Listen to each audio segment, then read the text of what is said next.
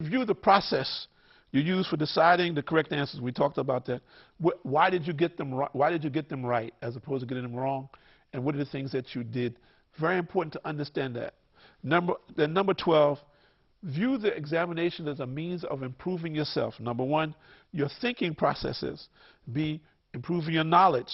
C, general information. 5, your ability to produce or not. When you were under pressure, did you produce or no? You choked. You didn't make it. What happened? You panicked. This is something to observe. You said, okay, I got to the test. I froze. I knew this test, but I froze. This is something to learn about yourself. So you say, okay, well, this is a learning process. Okay, I know the next time, what do I need to do that doesn't happen? And number E, strengths and weaknesses. Where are your strengths and weaknesses? And why are you strong in this area? Why are you weak in this area? How do I continue being strong in one area? And how do I improve my weaknesses to balance them out? We have to look at this as an educational experience. That examinations is an educational experience. That we continue to go through examinations in life, similar and different. And life is like this for us in many different ways. So we look at this as a challenge to myself on different levels. How to improve myself and how to be the best that I can be at what I do. And whatever it is that I do, a system to employ to be the best at what I do. So this helps us now, as you young people out there, in the educational processes, and inshallah ta'ala help you develop a process, a methodology, a system to employ not only educationally, but related to your everyday existence, your everyday life. And that important thing is system. Islam is a system. And it is the best system what Allah has created for all of mankind. So if we understand this, employing system in our life is essential for us to be the best that we can be in every aspect of our life. So if we can do this, young people, if you can do this as students, then similarly, you can do this as human beings, as part of this global society. And if you look at it from this perspective, inshallah ta'ala, then you will be one of the major contributors to the betterment of mankind. And ultimately, this should be the aspiration of every Muslim.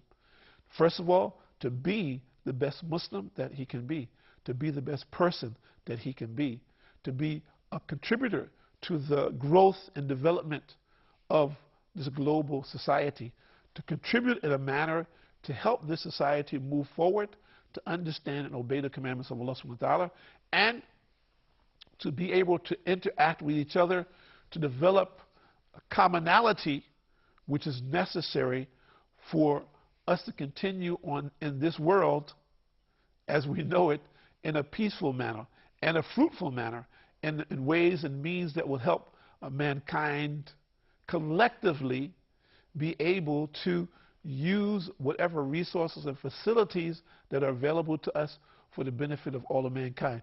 This is a higher principle, but it starts with basic education. If we understand basic education and its principles, this should be teaching us the higher principles. If this is not there, then we're not really learning higher education. It means that higher education is really very limited. And those people who are involved in higher education, if you're not teaching that, whatever your particular discipline may be, then part of what you're teaching is dysfunctional. Now, people say, what do you mean? We mean very simply that everything that is here as part of this creation is all been created by Allah subhanahu wa ta'ala. And whatever discipline a young person may be learning, or whatever discipline an instructor may be teaching, is all interrelated to what Allah subhanahu wa ta'ala has created. And if an instructor does not understand how to inform their students about this relationship, then he's lost. And if the student does not understand how these things relate to the greatness of Allah subhanahu wa ta'ala, who has allowed us to have this knowledge and implement it, then he is lost. So we're saying the ultimate thing is to tie in to true education. We're just giving simple methodology, simple systems for young people to learn how to educate themselves, to come closer to the obedience of Allah subhanahu wa ta'ala. And that's our ultimate aim and goal. There's no distinction between Islamic knowledge and secular knowledge in this relationship.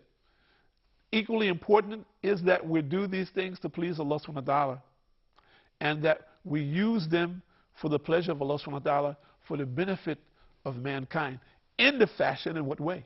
That man will become closer to Allah, that he will have the knowledge of who is his Lord, that he will implement this in his life.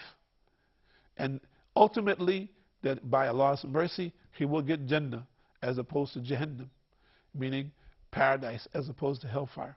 This is our aim, and it should be our aim on every level for the Muslim, and everything that we do. There should be nothing that is separated from this aim.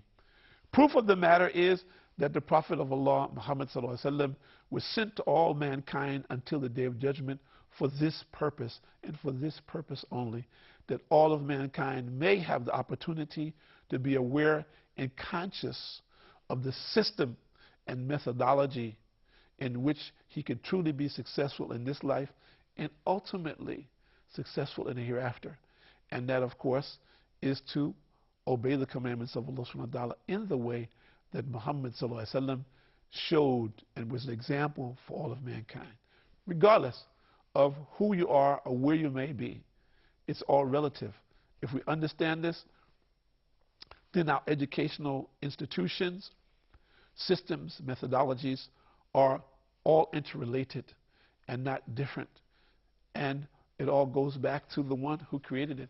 It has allowed us to have a small example of knowledge, which hopefully we can benefit from. So we want you young people out there to look at this, the bigger picture. When you look at your education, look at the bigger picture. Don't look at yourself as a small fish. Look at yourself as someone that is going to be a part of the change. And we're talking about the positive change which is going to come in the future. We thank you for joining us, and we look forward to seeing you in future programs here on Sharjah TV. My name is Tahir Khalid. Assalamu alaikum wa rahmatullahi wa barakatuh.